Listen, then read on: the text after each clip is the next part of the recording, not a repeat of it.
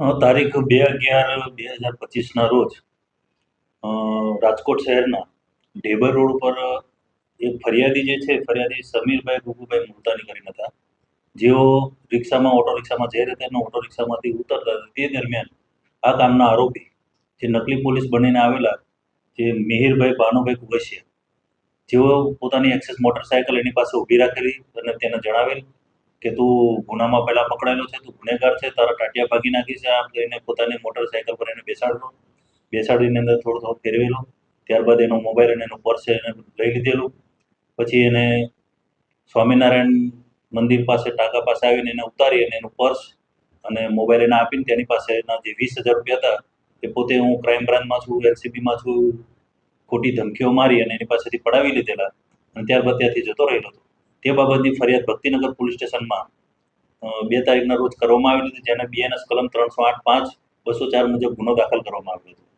તે દરમિયાન આ કામે માલવીય પોલીસ સ્ટેશનના પીઆઈ તેમજ તેમના ડિસ્ટર્બના માણસો વગેરે જેઓ પેટ્રોલિંગમાં હતા, તેઓને હકીકત મળેલી કે આ જે નકલી પોલીસ જે હતો એ આટલા વિસ્તારમાં ફરી રહ્યો છે. જેથી એ લોકોને ભાડ મળતા આ જે આરોપી છે મિહિર, એ મિહિરને માલવીય પોલીસે પકડી પાડેલો અને પકડી પાડી અને એની પાસેથી મુદ્દામાલ પણ રિકવર કરીને ભક્તિનગર પોલીસ સ્ટેશનને સોંપેલો છે. અને હાલ જે આરોપી જે છે એનો અગાઉ પણ ગુનાહિત ઇતિહાસ છે, જેના અગાઉ પણ આવા 5 ગુના કરેલા છે, તેમજ એ સુરત જેલ ખાતે પાસામાં પણ જઈ આવ્યો છે. 4 ગુના જે છે અગાઉ નકલી પોલીસ બની અને પોતે આ રીતના પૈસાને પડાવેલાનો આવું ગુના દાખલ થયેલા છે અને એક વખત પાસામાં પણ જઈ આવ્યો. હાલ તો એવું કંઈ નથી જાણવા મળતું અને હાલ કસ્ટડીમાં છે અને ભક્તિનગર પોલીસ એની તપાસ કરી રહી છે.